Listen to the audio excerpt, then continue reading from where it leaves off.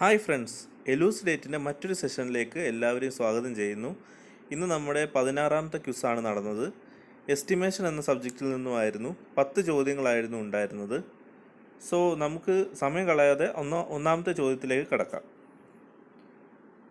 ഒന്നാമത്തെ ചോദ്യം: the head of the sub division of public works department is options: superintending engineer, executive engineer, assistant executive engineer, assistant engineer. So ചോദിച്ചിരിക്കുന്നത് sub ഡിവിഷൻ്റെ head ആരാണെന്നാണ്. നമുക്ക് നോക്കാം. So ഈ ഫിഗറിൽ അത് ക്ലിയർ ആണ്. ഏറ്റവും മുകളിലുള്ളത് ചീഫ് എഞ്ചിനീയർ ആണ്. ചീഫ് എഞ്ചിനീയർ ഇരിക്കുന്നത് ചീഫ് എഞ്ചിനീയേഴ്സ് ഓഫീസിലാണ്. രണ്ടാമതായിട്ട് സൂപ്പറിൻറ്റൻഡൻറ്റ് എഞ്ചിനീയർ ഇരിക്കുന്നത് സർക്കിൾ ഓഫീസിലാണ്. മൂന്നാമതായിട്ട് എക്സിക്യൂട്ടീവ് എഞ്ചിനീയർ ഇരിക്കുന്നത് ഡിവിഷൻ ഓഫീസിലും അസിസ്റ്റൻറ്റ് എക്സിക്യൂട്ടീവ് എഞ്ചിനീയർ ഇരിക്കുന്നത് സബ് ഡിവിഷൻ ഓഫീസിലും നമുക്ക് എല്ലാവർക്കും അറിയാം അസിസ്റ്റൻറ്റ് എഞ്ചിനീയർ ഇരിക്കുന്നത് സെക്ഷൻ ഓഫീസിലുമാണ്. സോ ഇതാണ് ആ ഹയറാർക്കി. ഇതൊന്ന് ഓർത്ത് വെച്ചാൽ ഇങ്ങനത്തെ ക്വസ്റ്റ്യൻ ഏത് വന്നാലും നമുക്ക് ആൻസർ ചെയ്യാം. സോ ഈ ക്വസ്റ്റ്യൻ്റെ ആൻസർ അസിസ്റ്റൻറ്റ് എക്സിക്യൂട്ടീവ് എഞ്ചിനീയർ എന്നാണ്. അസിസ്റ്റൻറ്റ് എക്സിക്യൂട്ടീവ് എഞ്ചിനീയറാണ് സബ് ഡിവിഷൻ ഓഫീസിൽ ഇരിക്കുന്നത്. So second question: of the total cost of building tools and plans usually accounts for. സോ ഇത് നമ്മൾ അറിയണമെങ്കിൽ നമ്മൾ കുറച്ച് കാര്യങ്ങളുണ്ട്, അത് അറിഞ്ഞിരിക്കണം. സോ ഈ ടേബിളിൽ കുറേ ടേംസ് ഉണ്ട്. ഈ ടേംസിൻ്റെയൊക്കെ പെർസെൻറ്റേജ് യൂഷ്വലി നമ്മളൊരു പ്രോജക്റ്റിൽ അറിഞ്ഞിരിക്കേണ്ട കാര്യങ്ങളാണ്. സോ ആദ്യമായിട്ട് കണ്ടിജൻസീസ് എന്ന് പറഞ്ഞാൽ നമ്മൾക്ക് ഓർക്കാപ്പുറത്ത് ഒരു പ്രോജക്റ്റിൽ എപ്പോഴെങ്കിലുമൊക്കെ വരാവുന്ന ചില എക്സ്ട്രാ വർക്കുകളോ അങ്ങനെയൊക്കെയാണ് കണ്ടിജൻസീസ്. സോ അത് 3 to 5% of the total project cost ആയിരിക്കും. സോ അടുത്തത് വർക്ക് ചാർജ് എസ്റ്റാബ്ലിഷ്മെൻറ്റ്, അത് 1.5 to 2 ആയിരിക്കും. വർക്ക് ചാർജ് എസ്റ്റാബ്ലിഷ്മെൻറ്റ് എന്ന് പറഞ്ഞാൽ നമുക്ക് ടെമ്പററി സ്റ്റാഫ്സ് ഒരുപാട് കാണും. സോ അവർക്ക് കൊടുക്കേണ്ട സാലറിയാണ് വർക്ക് ചാർജ് എസ്റ്റാബ്ലിഷ്മെൻറ്റ്. മൂന്നാമതായിട്ട് ടൂൾസ് ആൻഡ് പ്ലാൻസ്, അതായിരുന്നു നമ്മുടെ ക്വസ്റ്റ്യൻ. ആ ക്വസ്റ്റ്യൻ്റെ ആൻസറാണ് 1 to 1.5% ആണ്. ടൂൾസിനും വലിയ പ്രോജക്റ്റുകൾക്ക് ടൂൾസും പ്ലാൻസും ആവശ്യമാണ്. സോ അതിനു വേണ്ടിയുള്ള പെർസെൻറ്റേജ് ആണ് 1 to 1.5%. സെൻറ്റേജ് ചാർജ് എന്ന് പറഞ്ഞാൽ ഡിപ്പാർട്ട്മെൻറ്റൽ ചാർജാണ്. അതായത് ഒരു ഗവൺമെൻറ് പ്രോജക്റ്റ് ചെയ്യുന്ന സമയത്ത് പല ഡിപ്പാർട്ട്മെൻ്റ് ആയിരിക്കും പല വർക്കുകൾ ചെയ്യുന്നത്. ഉദാഹരണത്തിന് drawing, specification, planning, designing, construction, പല ഡിപ്പാർട്ട്മെൻ്റ് ആയിരിക്കും ചെയ്യുന്നത്. സോ ഈ ഓരോ ഡിപ്പാർട്ട്മെൻറ്റിനും എല്ലാം കൂടെ ചേർത്ത് 10 to 15% ആണ് മാറ്റി വെച്ചിരിക്കുന്നത്. പിന്നീടുള്ളത് electrical work 8%, plumbing 8%, fittings 4%. So ഇത്രയും അറിഞ്ഞിരുന്നാൽ ചോദ്യങ്ങൾ ഇതിൽ നിന്നും സ്ഥിരം PSC ചോദിക്കുന്നതാണ്. ഇത് അറിഞ്ഞിരുന്നത് നല്ലതായിരിക്കും. അടുത്തതായിട്ട് നമുക്ക് മൂന്നാമത്തെ ക്വസ്റ്റ്യനിലേക്ക് പോകാം. The unit of measurement of pointing is. So പോയിൻറ്റിങ്ങിൻ്റെ യൂണിറ്റ് ഓഫ് മെഷർമെൻറ്റ് എന്താണെന്നാണ് ചോദ്യം. നമുക്ക് നോക്കാം. ഈ ടേബിളിൽ തന്നിരിക്കുന്നതെല്ലാം മീറ്റർ സ്ക്വയറിൽ വരുന്ന യൂണിറ്റ്സിൻ്റെ ടൈപ്പ് ഓഫ് വർക്ക് മാത്രമാണ്. സോ നമുക്ക് നോക്കാം. സൈറ്റ് ക്ലിയറൻസിന് വേണ്ടി 100 മീറ്റർ സ്ക്വയർ ആണ് യൂണിറ്റ് യൂസ് ചെയ്യാറുള്ളത്. ഹണി കോമ്പിംഗ് ബ്രിക്ക് വർക്ക് ആണെങ്കിൽ മീറ്റർ സ്ക്വയർ, വുഡ് ഷട്ടറിങ് ആണെങ്കിൽ 10 decimetre square, plastering, painting, pointing, white washing, roofing, flooring ഇവയെല്ലാം മീറ്റർ സ്ക്വയറിലാണ് അളക്കുന്നത്. So answer is square metre. Fourth question is quantity of cement required for 1 meter cube of PCC 1:4:8. So നമുക്ക് ഈ quantity of സിമെൻറ്റോ quantity of അഗ്രിഗേറ്റോ quantity of fine or coarse ഏത് അഗ്രിഗേറ്റിൻ്റെ quantity കണ്ടുപിടിക്കണമെങ്കിലോ wait കണ്ടുപിടിക്കണമെങ്കിലോ നമുക്ക് 2 മെത്തേഡ്സ് ആണ് യൂഷ്വലി ഉള്ളത്. Conventional മെത്തേഡും ഡേറ്റാ ബുക്ക് മെത്തേഡും. ഡേറ്റാ ബുക്ക് മെത്തേഡ് എന്ന് പറഞ്ഞാൽ അതിന് കുറച്ച് ഡേറ്റാ ബുക്ക് വാല്യൂസ് ഉണ്ട്. അത് പഠിച്ചു വെച്ചാൽ അത് വെച്ച് നമുക്ക് ചെയ്യാവുന്നതാണ്. കൺവെൻഷണൽ മെത്തേഡ് എന്ന് പറഞ്ഞാൽ നമ്മൾ യൂഷ്വലി ചെയ്യുന്ന ഒരു മെത്തേഡാണ്. അതായിരിക്കും actual answer. Data book method will be only approximate answer. Conventional method നമുക്ക് നോക്കാം. അതിൻ്റെ ഇക്വേഷൻ ഇങ്ങനെയാണ്. ഇപ്പോൾ വെയിറ്റ് ഓഫ് സിമെൻ്റ് ആണ് കണ്ടുപിടിക്കുന്നതെങ്കിൽ weight of cement equal to ratio of cement to the total sum of proportions. അതായത് ഇപ്പോൾ 1:4:8 ആണല്ലോ ക്വസ്റ്റ്യനിൽ. അപ്പം 1 divided by sum of the proportions, അതായത് 1 divided by 1 + 4 + 8, അതായത് 1/13 എന്ന് വരും. ഇൻറ്റു ഡ്രൈ വോളിയം ഫാക്ടർ, അതായത് അതായത് 1.57 ഇൻറ്റു ഡെൻസിറ്റി ഓഫ് സിമെൻറ്റ്, അതായത് 1440 കിലോഗ്രാം പെർ മീറ്റർ ക്യൂബ്. അപ്പോൾ ഇത് ചെയ്യുമ്പോൾ നമുക്ക് വെയിറ്റ് ഓഫ് സിമെൻറ്റ് കിലോഗ്രാമിൽ കിട്ടും. ഇതാണ് കൺവെൻഷണൽ മെത്തേഡ്. ഈ 1.57 എന്ന് പറഞ്ഞാൽ ഡ്രൈ വോളിയം ഫാക്ടറാണ്. അത് നമുക്ക് ഒരു മീറ്റർ ക്യൂബ് വെറ്റ് കോൺക്രീറ്റ് ഉണ്ടാക്കണമെങ്കിൽ 1.57 മീറ്റർ ക്യൂബ് ഡ്രൈ വോളിയത്തിൻ്റെ ആവശ്യമുണ്ട്. എന്നാലേ നമുക്ക് 1 മീറ്റർ ക്യൂബ് വെറ്റ് കോൺക്രീറ്റ് കിട്ടത്തുള്ളൂ. സോ നമുക്ക് ഡേറ്റ ബുക്ക് മെത്തേഡിൽ PCCക്കും CCക്കും, അതായത് പ്ലെയിൻ കോൺക്രീറ്റ് കോഴ്സിനും സിമെൻറ്റ് കോൺക്രീറ്റിനും നമുക്ക് പ്ലെയിൻ സിമെൻറ്റ് കോൺക്രീറ്റിനും 2 വാല്യൂസ് ഉണ്ട്. അതായത് കോഴ്സ് അഗ്രിഗേറ്റ് ആണെങ്കിൽ 0.95 metre cube per 1 metre cube, fine aggregate ആണെങ്കിൽ 0.48 metre cube per 1 metre cube. അതാണ് PCCയുടെ വാല്യൂസ്. CC ആണെങ്കിൽ 0.9ഉം 0.45ഉം ആണ്. സോ ഇത് കാണാതെ പഠിച്ചു വെച്ചാൽ നമുക്ക് വളരെ എളുപ്പത്തിൽ ഡേറ്റ ബുക്ക് മെത്തേഡ് വഴി ചെയ്യാൻ പറ്റും. ഡേറ്റ ബുക്ക് മെത്തേഡിൻ്റെ equation ratio of cement to coarse aggregate. നമ്മൾ ഡേറ്റ ബുക്ക് മെത്തേഡിൽ ഏതിൻ്റെ വെയിറ്റ് കണ്ടുപിടിച്ചാലും അത് നമ്മൾ കോഴ്സ് അഗ്രിഗേറ്റിൻ്റെ റേഷ്യോ യൂസ് ചെയ്തും അതിൻ്റെ ഡേറ്റ ബുക്ക് വാല്യൂ യൂസ് ചെയ്തുമാണ് നമ്മൾ സിമെൻറ്റിൻ്റെ വെയിറ്റ് കണ്ടുപിടിക്കാറ്. അതായത് weight of cement equal to 1/8. 1/8 എന്ന് പറയുമ്പോൾ 1 the percentage of coarse aggregate ആണ്, അല്ലെങ്കിൽ റേഷ്യോ ഓഫ് കോഴ്സ് അഗ്രിഗേറ്റ് ആണ്. അതായത് 1/8 ഇൻറ്റു 0.95. 0.95 എന്ന് പറഞ്ഞാൽ PCCക്കകത്ത് കോഴ്സ് അഗ്രിഗേറ്റിൻ്റെ വോളിയമാണ് 0.95 ഇൻറ്റു സിമെൻറ്റിൻ്റെ ഡെൻസിറ്റി. അപ്പോൾ നമുക്ക് സിമെൻറ്റിൻ്റെ വെയിറ്റ് കിലോഗ്രാമിൽ കിട്ടും. ഇത് രണ്ടും ഏകദേശം ഈക്വൽ ആണ്. നമ്മുടെ ആൻസർ 171 കിലോഗ്രാം ആണ്. അതിൻ്റെ അർത്ഥം നമ്മൾ ഡേറ്റ ബുക്ക് വാല്യൂസ് ഉപയോഗിച്ചാണ് ഈ ക്വസ്റ്റ്യൻ ചെയ്തതെന്നാണ്. സോ നെക്സ്റ്റ് ക്വസ്റ്റ്യനിലോട്ട് പോവാം.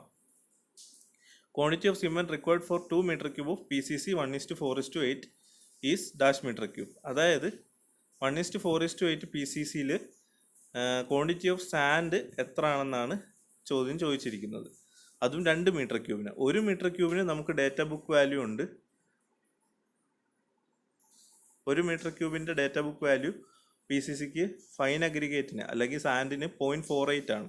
സോ 2 മീറ്റർ ക്യൂബിനാകുമ്പോൾ ഇൻറ്റു 2 ചെയ്താൽ മതി. അപ്പോൾ 0.96 കിട്ടും. സോ അപ്രോക്സിമേറ്റ്ലി 0.95 ആണ് ആൻസർ. അടുത്ത question, dry mortar required for 10 metre cube ashlar masonries. അതായത് നമുക്ക് പലതരം മേസണറി ഉണ്ട്. അപ്പോൾ അതിനകത്തെ ashlar masonry. So dry mortar ഓരോന്നിനും ഓരോന്നാണ്. അതായത് ആഷ്ലാർ മേസണറിക്ക് വേറെയാണ്, റബിൾ മേസണറിക്ക് വേറെയാണ്, കോഴ്സ്ഡ് റബിളിനും റാൻഡം റബിളിനും വേറെ വേറെയാണ്. സോ നമുക്ക് ഈ ടേബിൾ നോക്കിയാൽ അത് ക്ലിയർ ആവും. Dry mortar required for 1 metre cube of ashlar എന്ന് പറയുന്നത് 0.3 മീറ്റർ ക്യൂബാണ്. കോഴ്സ്ഡ് റബിൾ ആണെങ്കിൽ 0.4ഉം റാൻഡം റബിൾ ആണെങ്കിൽ 0.42 ആണ്. സോ ഈ ക്വസ്റ്റ്യൻ ചോദിച്ചിരിക്കുന്നത് 10 മീറ്റർ ക്യൂബ് ആഷ്ലാർ മേസണറിക്ക് എത്ര ഡ്രൈ മോർട്ടാർ വേണമെന്നാണ്. അതായത് 0.3 ഇൻറ്റു 10 ചെയ്താൽ മതി. 3 മീറ്റർ ക്യൂബാണ് നമുക്ക് വേണ്ടത്. So answer is option A 3. The coarse aggregate required for a beam of size 20/30 cm and 3 meter long in RCC 1:2:4 is dash meter cube. ഇതാണ് നമ്മുടെ 7ാമത്തെ question. അപ്പോൾ ഇതിനകത്ത് പറഞ്ഞേക്കുന്ന ബീമിൻ്റെ ടോട്ടൽ വോളിയം എത്ര നമുക്ക് ആദ്യം കണ്ടുപിടിക്കാം. അപ്പം അതിന് ക്രോസ് സെക്ഷണൽ ലെങ്തും ബ്രെഡ്ത്തും തന്നിട്ടുണ്ട്.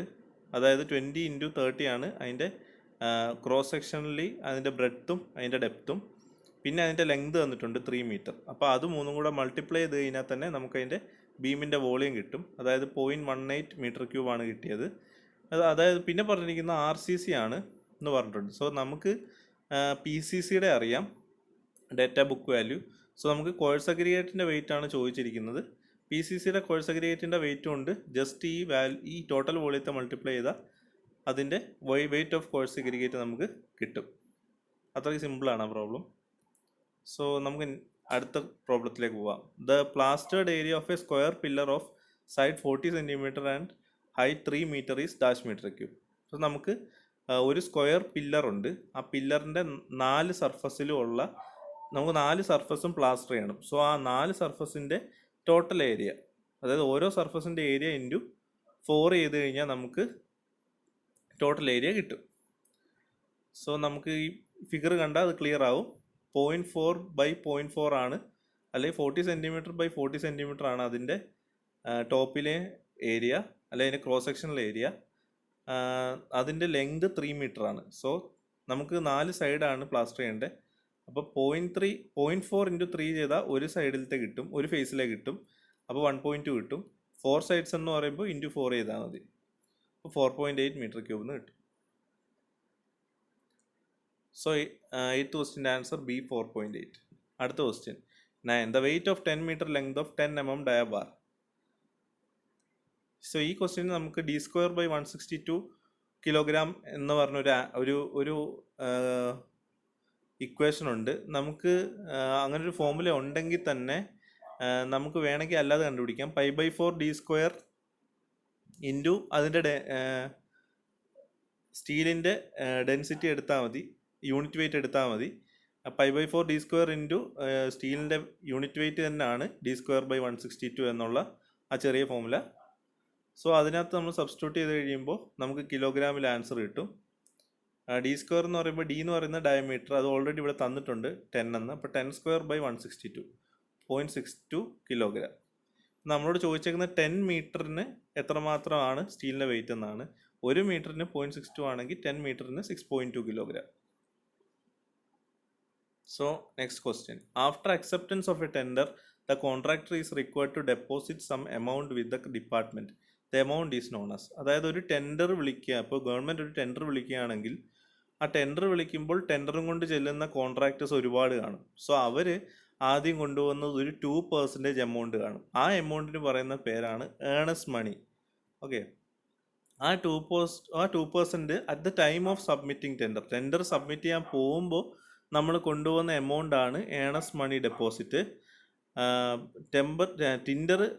ടെൻഡർ സബ്മിറ്റ് ചെയ്ത് കഴിയുമ്പോൾ അത് അക്സെപ്റ്റ് ചെയ്യുവാണെങ്കിൽ ആഫ്റ്റർ അക്സെപ്റ്റൻസ് നമ്മൾ ഡെപ്പോസിറ്റ് ചെയ്യണം. സെക്യൂരിറ്റി ഡെപ്പോസിറ്റ് പോലെ അവിടെ നമ്മൾ ഡെപ്പോസിറ്റ് ചെയ്യും. അതായത് ഈ 2% ഏണസ്റ്റ് മണി ഡെപ്പോസിറ്റ് പ്ലസ് 8% കൂടെ ചേർത്ത് നമ്മളൊരു 10% സെക്യൂരിറ്റി ഡെപ്പോസിറ്റ് ആയിട്ട് ഈ അക്സെപ്റ്റഡ് ആവുന്ന ടെൻഡർ കൊടുക്കുന്ന ആ കോൺട്രാക്ടർ അവിടെ കൊടുക്കണം. സോ ആഫ്റ്റർ നമ്മുടെ ഈ പ്രോജക്റ്റ് കഴിഞ്ഞ് കഴിയുമ്പോൾ നമുക്ക് ഈ സെക്യൂരിറ്റി ഡെപ്പോസിറ്റ് തിരിച്ചു നൽകും. സോ അതാണ് സെക്യൂരിറ്റി ഡെപ്പോസിറ്റ്. അപ്പോൾ നമുക്ക് നമ്മുടെ ആൻസർ എന്ന് പറഞ്ഞാൽ after acceptance of a tender എന്നായിരുന്നു ചോദ്യം. സോ നമ്മുടെ ആൻസർ സെക്യൂരിറ്റി ഡെപ്പോസിറ്റ് ആണ്. ഡ്യൂറിങ് ദ ടെൻഡർ, അതായത് ടെൻഡർ വിളിക്കുന്ന സമയത്ത് അല്ലെങ്കിൽ സബ്മിഷൻ ഓഫ് ടെൻഡറിൻ്റെ ടൈമിലാണെങ്കിൽ നമ്മുടെ ആൻസർ ഏണസ്റ്റ് മണി എന്നാണ്, ഏണസ്റ്റ് മണി ഡെപ്പോസിറ്റ് എന്നാണ് വരേണ്ടത്. സോ ഇതൊരു ട്വിസ്റ്റുള്ള ചെറിയ ചോദ്യമാണ്, പൊതുവെ എല്ലാവർക്കും തെറ്റാവുന്ന ഒരു ചോദ്യമാണ്. സോ ഇത്രയുമായിരുന്നു നമ്മുടെ ഇന്നത്തെ 10 ക്വസ്റ്റ്യനുകൾ. ഇനി എന്തെങ്കിലും ഡൗട്ട്സോ ക്വറിയോ വല്ലതും ഈ 10 ക്വസ്റ്റ്യൻ റിഗാർഡിങ് നിങ്ങൾക്ക് ഉണ്ടെങ്കിൽ, അല്ലെങ്കിൽ മറ്റ് എന്തെങ്കിലും ഡൗട്ട്സോ കാര്യങ്ങളോ ഉണ്ടെങ്കിൽ താഴെ കൊടുത്തിരിക്കുന്ന താഴത്തെ ലിങ്ക് ടെലിഗ്രാം ഗ്രൂപ്പിൻ്റെയാണ്. എല്ലാവരും ഈ ടെലിഗ്രാം ഗ്രൂപ്പിൽ കയറുക. ഇതൊരു സ്റ്റഡി ഹമ്പാണ്. എല്ലാവർക്കും മാക്സിമം ഡൗട്ട്സ് ക്ലിയർ ചെയ്യാനൊക്കെ ഉള്ള ഒരു പ്ലാറ്റ്ഫോമാണ്. ഇനിയും പുതിയ വീഡിയോസുമായിട്ട് ഞങ്ങൾ വീണ്ടും വരുന്നവരെ എല്ലാവർക്കും ഗുഡ് ബൈ.